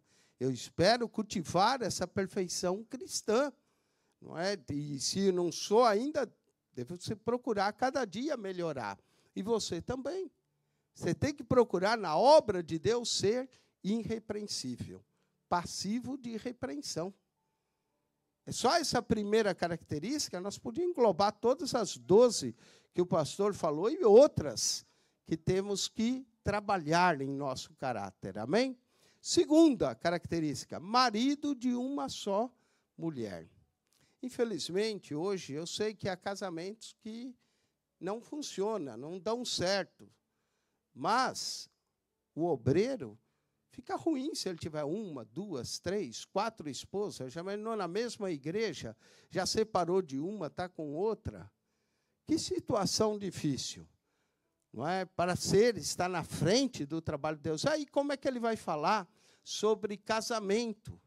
Que autoridade ele tem para ensinar sobre casamento? Se o casamento dele já não funcionou a primeira vez. E, às vezes, nem é culpa, né? Eu sei que, para casar, é preciso 2 querer. Para haver um divórcio, basta um dizer, eu não quero mais. E é triste que, hoje, entre cristãos, nós estamos vendo cada vez um número maior de divórcios e casamentos se acabando. O casamento acabou. Você pode ser um bom crente, mas para obreiro já fica difícil você ser obreiro. Porque, principalmente quando os casais, a igreja tiver problema, qual é o conselho que você pode dar? Paulo escreveu isso, ele mesmo não tinha mulher. Mas muitos acreditam que Paulo era viúvo, pela forma como ele fala de casamento, em 1 Coríntios 7, pelo fato de ele ter pertencido ao Sinédrio. E Paulo escolheu ficar sozinho, solteiro, viúvo. Ele fala lá em 1 Coríntios 7. Mas aqui, quando ele aponta Timóteo, dando as características, ele está dizendo que deve ser marido de uma só mulher. E tem gente que diz, não, mas é uma só mulher de cada vez. Não, é uma só mulher. Amém? Eu, graças a Deus, vou completar 40 anos de casado com a mesma mulher, não é? 40 anos agora em janeiro. Então, eu posso falar um pouco disso. É fácil? Foi sempre maravilhoso? Não, a gente tem que trabalhar, a gente tem que orar, tem que perdoar um ao outro, tem que haver o desejo de continuar casado, entender que o casamento deve ser até que a morte vos separe. Eu sei que devido à infidelidade, devido à falta de cuidado, muitos casamentos acabam, mas para ser obreiro, é importante que seja marido de uma só mulher. Amém? As Assembleias de Deus norte-americanas, eu sou filiado às Assembleias de Deus também norte-americana, em Springfield, não aceita nenhum obreiro que já foi casado novamente. Não aceita. Para eles, o obreiro que faz isso está vivendo em adultério. Eles são rigorosos nisso. Então, é preciso ser marido de uma só mulher. E eu conheço pastores que perderam, infelizmente, seu ministério porque o casamento se desfez. Marido de uma só mulher. Amém? Paulo é claro em dizer isso. Vamos ao terceiro ponto. Vigilante. Tem muita gente que perde a bênção por falta de vigilância. Jesus falou, orai e vigiai. Tem gente que até ora, mas falta vigilância. Vigilância é estar atento. O obreiro tem que ser vigilante. Por exemplo, eu, às vezes, se eu tenho que dar carona, outro dia alguém pediu para mim dar uma carona para uma irmã. E minha esposa não estava. Eu falei, olha, desculpa, mas eu não coloco uma mulher no meu carro se a minha esposa não estiver. Não é? Você tem que vigiar. Aí saí eu lá da igreja com uma irmã do lado. O que alguém vai falar? Ai, ó, o pastor já está saindo com a irmã. Tem que vigiar, irmãos. Tem que ser vigilante. O obreiro que não vigia vai cair em problemas sérios. Tem que ser vigilante. Pedro diz, vigiai, porque o diabo, vosso adversário, anda bramindo como leão, vendo a quem pode tragar. Que você não vire a comida do diabo, que ele te trague faltamente, por falta de vigilância. Muitos caem em problemas por falta de vigilância. O obreiro aprovado, ele é vigilante. Vigilante todo o tempo. Vigia. E o próximo diz ser sóbrio. Não é? O contrário de sóbrio é ébrio. Você tem que ser sóbrio, você tem que estar atento em todo momento. Ter a sobriedade. Não é? Pedro, escrevendo sua carta, ele diz, sede sóbrios e vigiai. Não é? Então, nós temos que viver de uma sobriedade, estar consciente todo o tempo. A vigilância é todo o tempo. Um momento que você deixa de vigiar é o suficiente para cair. A sobriedade é a mesma coisa. O obreiro tem que ser sóbrio. O obreiro tem que ter sobriedade na sua vida. Vamos mais adiante, que são muitas. Honesto. Ah, irmãos, tem tanto obreiro desonesto. Tem que ser honesto em suas qualquer coisa que você fizer, negociação, tem que haver honestidade, tem que haver clareza. Fica muito ruim quando um obreiro engana as pessoas. Isso dá mau testemunho. E esse mau testemunho traz dissabores à igreja. Nós temos que ser obreiros aprovados, honestos. Honesto em tudo, honesto na palavra, honesto nos seus negócios. Não engane ninguém, porque isso volta para você. Então, o obreiro precisa ser honesto.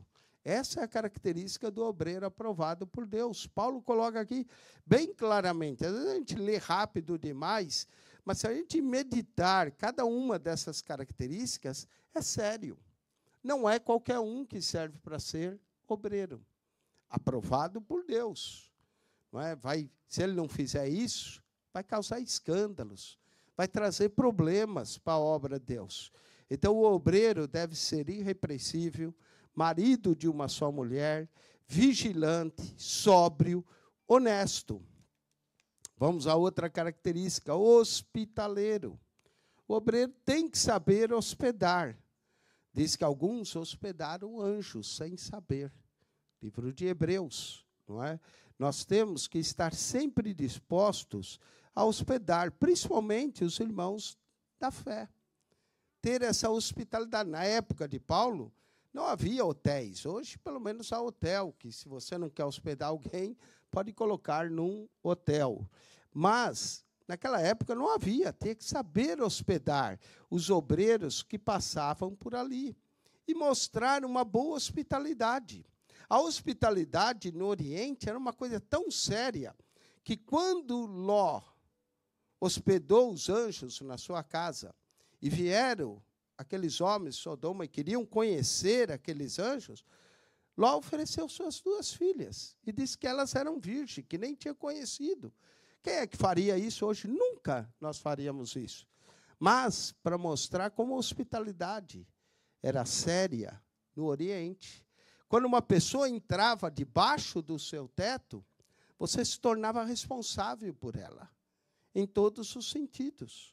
Por isso que ele falou, vocês não vão fazer nada a esses homens. Está aqui minhas filhas. E os anjos livraram ele, porque queriam agora fazer até com ele. Então, a hospitalidade é algo sério. Hospedar as pessoas, ter uma boa hospitalidade. Isso é uma característica de um obreiro aprovado por Deus. Amém? Vamos à 7ª. Apto para ensinar. Em ordem para ensinar, primeiro a gente precisa aprender. Ninguém pode ensinar se não aprender. Então, isso é uma escola bíblica. Você veio para aprender. E quantas lições importantes nós estamos tirando aqui dessa escola.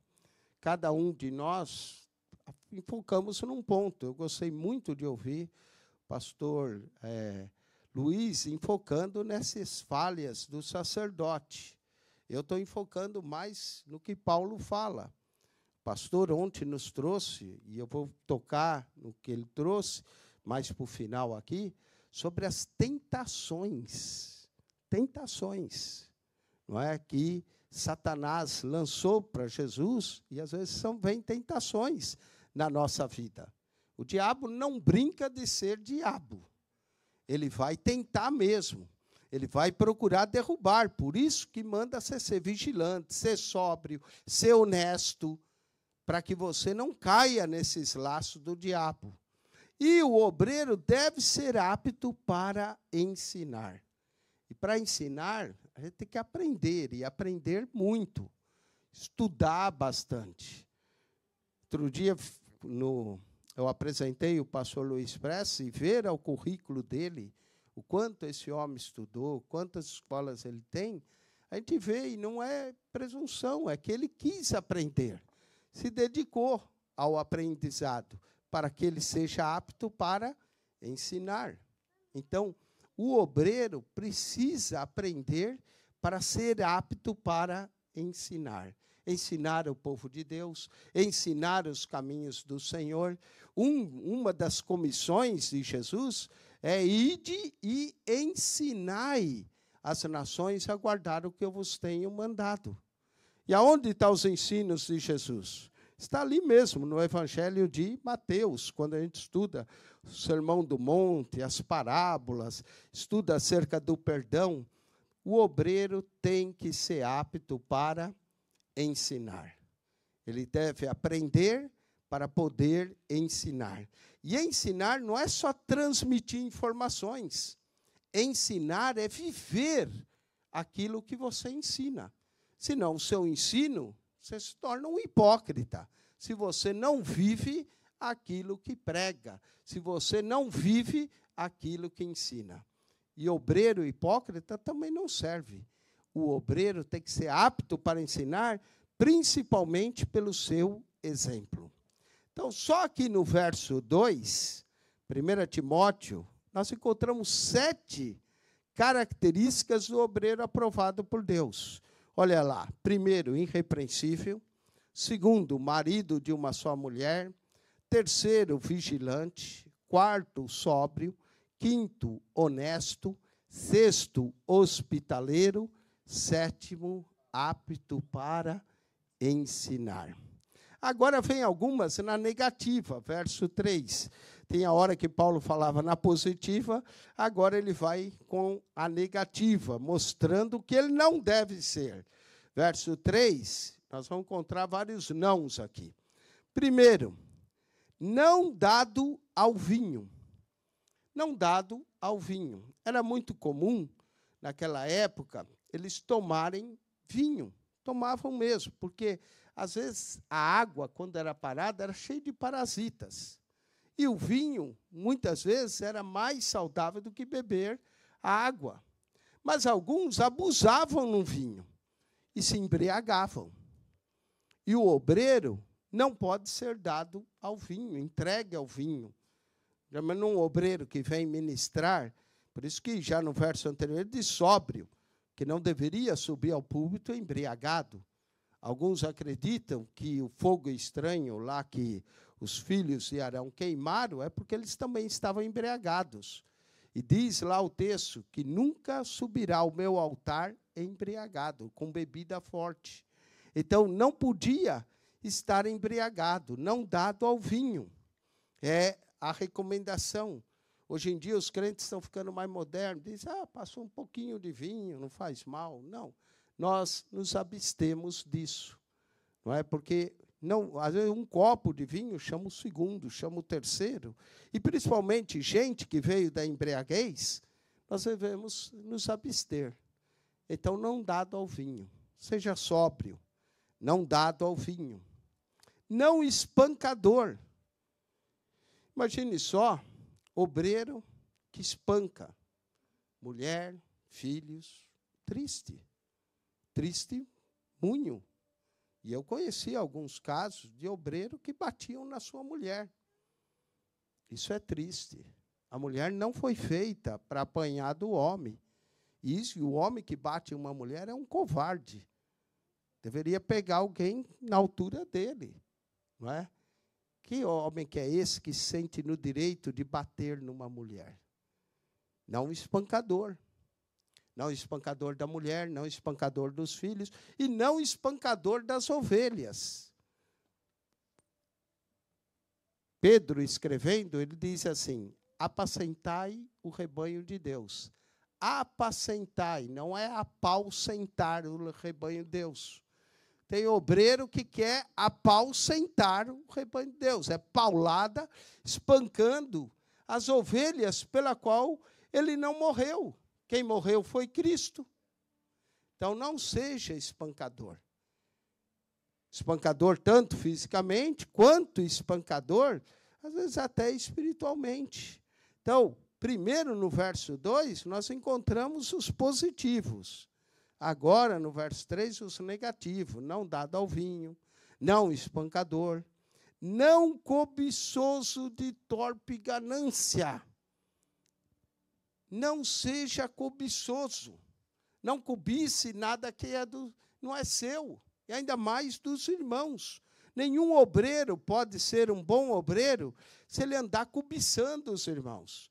Se andar olhando os irmãos com cifrão no olho. Eu praticamente nem quero saber quem dá dízimo, quem não dá. Para mim, não ficar olhando aquele crente com mais valor ou o outro com menos. Eu deixo isso com o tesoureiro tomar conta. Para que não tenha cobiça de torpe ganância, eu querer tratar alguém porque contribui mais na igreja. Obreiro aprovado, ele não é dado ao vinho, ele não é espancador, ele não é cobiçoso, torpe ganância. E aí, aqui Paulo joga um positivo, mas moderado. Obreiro tem que ter moderação em tudo o que faz. A vida, o segredo da vida é equilíbrio. Já dizia alguém, quando o diabo não consegue te segurar, ele te empurra demais. Seja moderado em tudo que fizer. Tenha moderação. Não contencioso. Tem obreiro, irmãos, que briga com todo mundo. Não seja contencioso. Eu conheci um homem que ele teve que sair da igreja, porque brigava com tudo que era crente. Não é? Aqueles que acham que foram chamados para limpar o rebanho do Senhor, e qualquer barco espiritual que ele entra, ele fura tanto que o barco afunda. Não é? Tem que ser um obreiro não contencioso. Nós não estamos para brigar com os irmãos. Tem que amar os irmãos. Não seja contencioso. Não avarento. O pastor deu o exemplo da mão, né? Problema da mão. Obreiro avarento. Tinha um português que era tão avarento, que os portugueses, uma grande parte, são católicos, né? E ele foi se confessar com o padre. E quando terminou a confissão, o padre perguntou, você não faz mais nada de errado? Ah, seu padre, tem algo que eu faço que é errado, que eu não sei se é pecado. E o padre perguntou, o que é? Ele falou, que eu comprei um queijo, mas eu não como o queijo. Eu cheiro o queijo e como pão com água. Aí o padre falou, rapaz, isso é um pecado terrível, isso é o pecado da avareza. Você vai fazer o seguinte, você vai lá diante da santa, lá orar, rezar lá 20 ave-marias, e você vai deixar $20 para deixar de ser avarento. E ele foi lá, fez a sua penitência, a sua reza. Quando chegou na hora dos $20, ele abriu a carteira, né? Tirou lá vamos ver se eu tenho aqui. Tirou os $20, olhou para o santo, falou, cheira aí como eu cheiro o queijo, né? Quer dizer, avarento. Mas não deu os $20. Cheira aí como eu cheiro queijo. O obreiro não pode ser avarento, não é? Só pensar em dinheiro. Avareza é o amor ao dinheiro. E a Bíblia diz que isso é idolatria. Cuidado para que você não seja avarento. Eu sei que uma grande parte veio para os Estados Unidos, não é, para ganhar dólar mesmo, mas não seja avarento, não ame mais o dinheiro do que a Deus. Nenhum obreiro pode servir a dois senhores, porque ou há de amar a um e aborrecer ao outro. Não seja avarento. Olha aí, já estou na 13ª qualidade aqui, em 1 Timóteo, capítulo 3, verso 3. Enquanto no verso 2 tem os positivos, irrepreensível, marido de uma só mulher, vigilante, sóbrio, honesto, hospitaleiro, apto para ensinar. No verso 3, os negativos, não dado ao vinho, não espancador, não cobiçoso, o único positivo é esse, moderado, não contencioso e não avarento. Essas qualidades, para o obreiro que quer realmente ser obreiro, tem que seguir isso. Vamos ao verso 4. Que governe bem a sua própria casa. Meus amados obreiros, o verdadeiro treinamento de nós como obreiros começa em casa. A sua casa deve ser a sua primeira igreja. De que adianta eu ganhar o mundo todo se eu não salvar os meus? Não é? Então, a nossa casa deve ser a primeira igreja. Na nossa casa, que nós possamos governar bem a sua casa. E eu coloquei aí governabilidade. Você tem que ter governabilidade. Todo obreiro tem que saber governar a sua casa para que ele possa governar a igreja. Ele deve ter os seus filhos em sujeição. Eu louvo a Deus pela sua vida, que está aqui pregando, trouxe o filho. Está vendo? Filho o acompanhando. Não é? E trazendo o filho para acompanhar para uma coisa boa, para ouvir a palavra de Deus. Eu tenho certeza que o Eduardo Júnior vai crescer aí com uma estrutura muito boa, vendo não só o pai ministrar, mas acompanhando o pai, estando com o pai. E esses momentos assim são maravilhosos. O Eduardo Júnior, quando crescer, talvez vai ser adulto, ele vai lembrar desses momentos com o pai. Isso é excelente. Governe bem a sua casa. Tenha os seus filhos em sujeição. Primeiro ministério era a nossa própria casa. Ganhar os nossos filhos. Eu sei que profetas às vezes não têm honra na sua casa, mas nós temos que procurar, na melhor medida do possível, ganhar almas em casa. Há um problema, às vezes, dos crentes, que nós queremos amar os que estão longe e temos dificuldade de amar os pertos. Tem gente que fala, pastor, eu quero fazer missão na África, mas não ganha o vizinho do lado. O que você vai fazer na África? Não ganha os da casa. Tem que começar o seu ministério na sua casa. Ama os de longe e tem dificuldade de amar os de perto. Né? Governe bem a sua própria casa, tendo seus filhos em sujeição e com toda modéstia. A felicidade da vida não está na abundância do bem que possuímos. Uma casa pode ser modesta e ter a presença de Deus. Na modéstia. Então, olha só, o obreiro tem que ter governabilidade, filhos em sujeição, ensinar os seus filhos o caminho do Senhor, tem que ter modéstia. Há obreiros que eu conheci que pregaram muitas cruzadas e fizeram grandes coisas. E conversando com eles pessoalmente, não mencionando nomes, alguns deles me dizem, pastor, um dos erros que eu cometi não foi atentar mais para a minha casa, para os meus filhos. E é uma tristeza, não é? O que adianta se a gente ganhar um monte de gente e vir a perder os nossos, vir a perder os nossos filhos? A igreja começa em casa. Então, governe bem a sua casa. Tenha os seus filhos em sujeição, com toda a modéstia. E Paulo até faz uma pergunta, essa pergunta está entre parênteses aqui, né? Porque se alguém não sabe governar a sua própria casa, terá cuidado da igreja de Deus? Como é que vai ter o cuidado da igreja de Deus se a sua casa está de pernas para o ar? Se a sua casa está toda endividada, vai causar dívidas na igreja. Nós temos que governar bem a nossa própria casa, para depois governar a igreja de Deus. Quer dizer, o governo começa em casa. Ser crente começa em casa.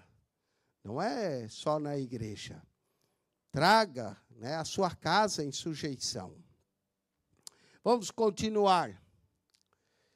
Então, Paulo continua, né? Verso 5, eu vou pular porque é só uma pergunta. Porque se alguém não sabe governar a sua casa, terá cuidado da igreja de Deus, está associado com o verso 4. Vamos a outros negativos que Paulo fala. Não neófito.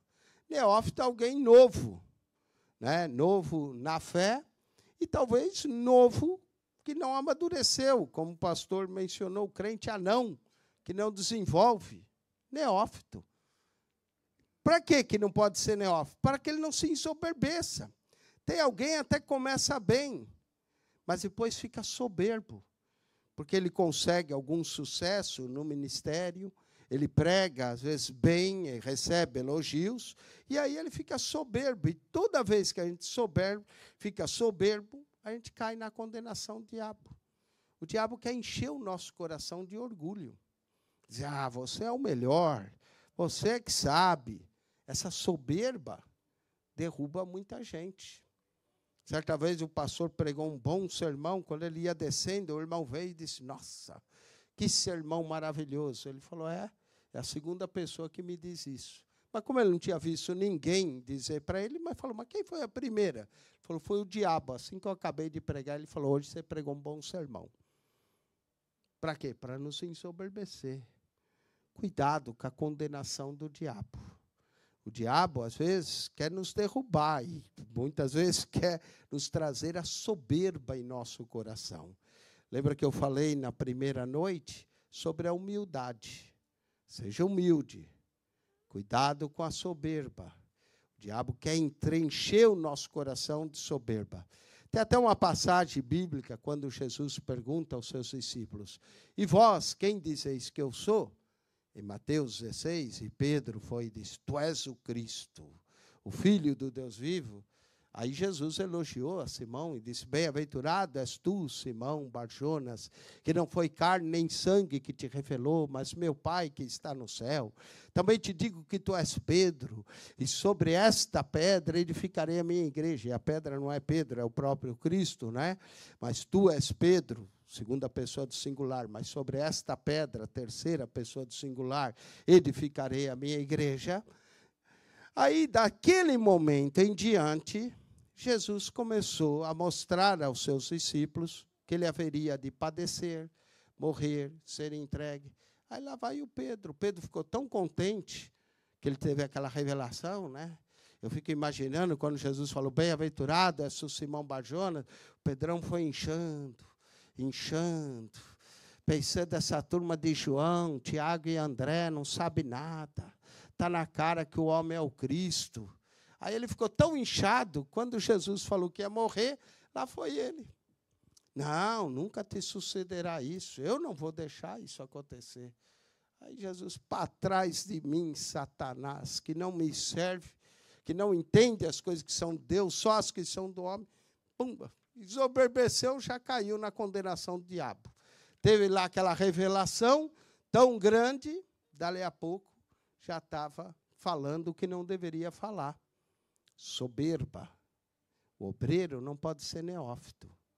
Um obreiro, e às vezes até para elogiar um obreiro, a gente tem que ter cuidado. Eu elogio alguns obreiros para encorajá-los. Mas quando eu percebo que existe uma coisinha de soberba, eu já não elogio, para não destruí-los. Cuidado com a soberba. Não é? Não neófito, para que, se desoberecendo, não caia na condenação e afronta do diabo. O pastor ontem trouxe uma palavra tremenda sobre a tentação de Jesus. E até mostrou que nós devemos olhar para cima, não para baixo. Porque o diabo quer que a gente olhe para baixo. Nós temos que olhar para cima. Para que, olha, não caia na afronta do diabo e no laço do diabo. O diabo arma laços. E, olha, o obreiro preparado para vencer esses laços, ele tem que tomar toda a armadura de Deus. O pastor Luiz Presto mencionou isso, da armadura em Efésios. Porque o diabo arma laço. Sabe o que é o laço? Você não vê.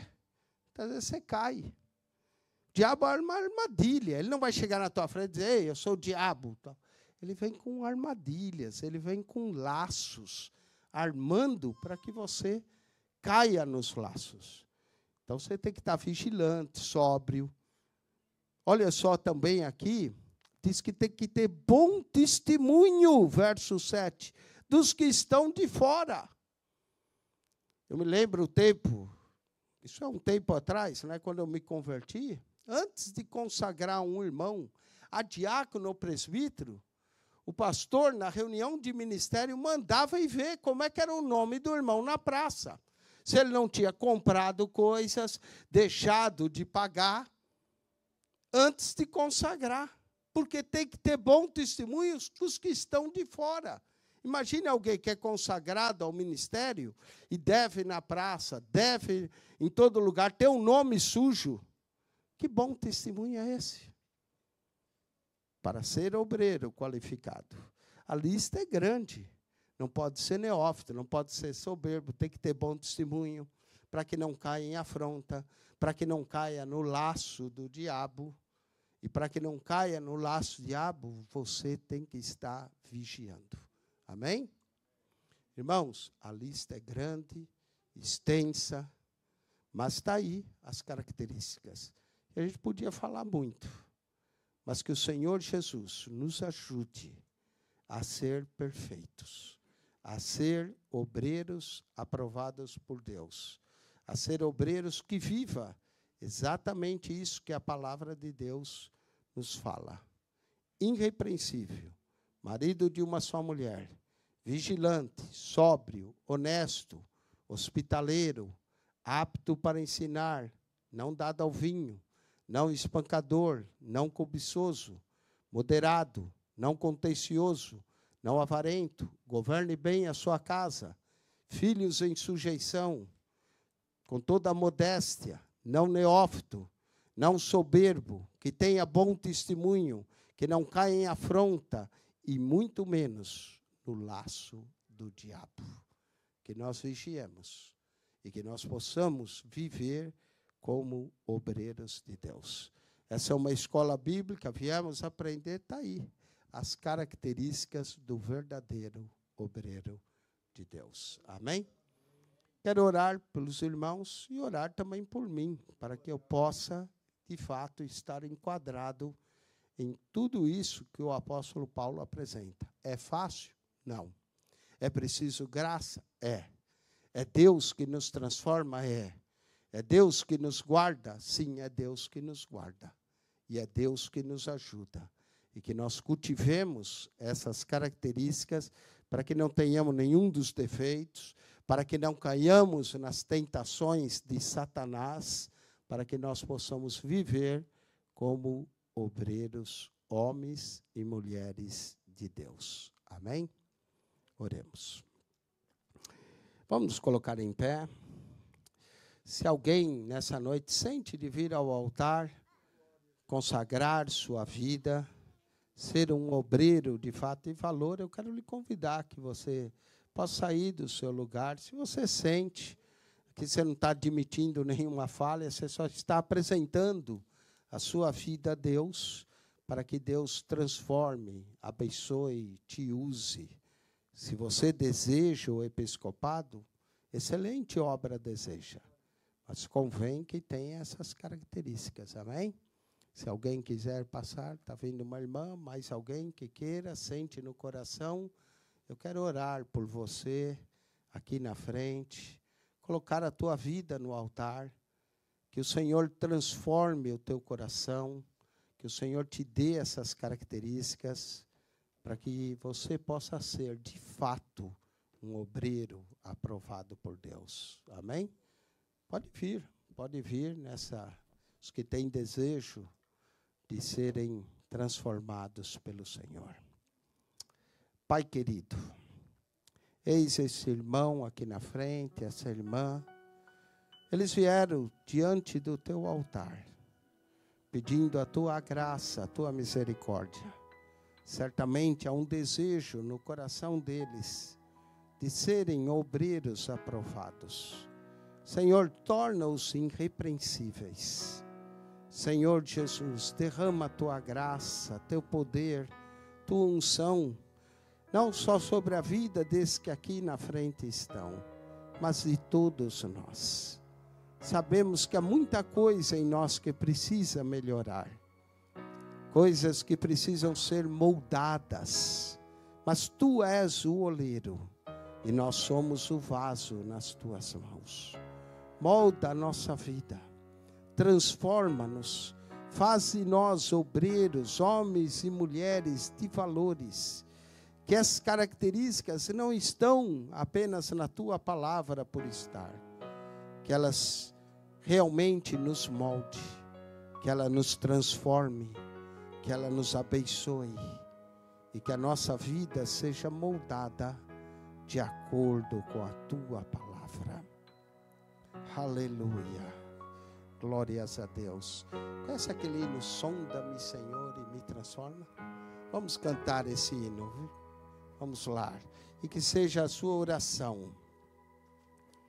Aleluia. Glória a Deus. Aleluia. Louvado seja o nome do Senhor.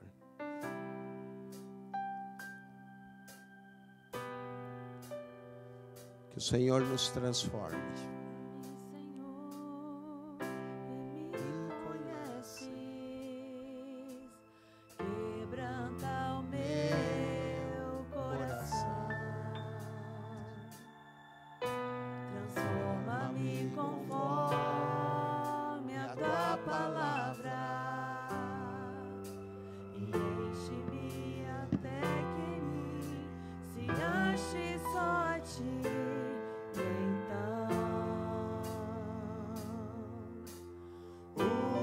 Usa-me, Senhor.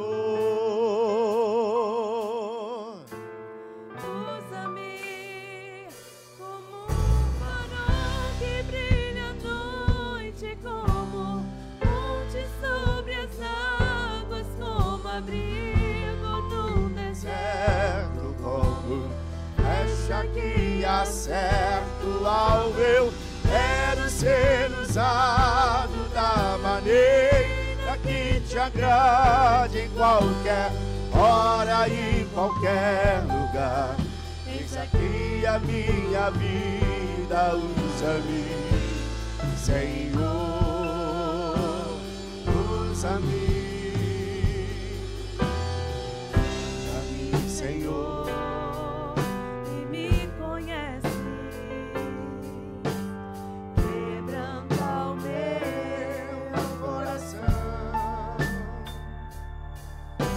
transforma-me conforme a tua palavra e enche-me até que em mim se ache só a ti. Usa-me,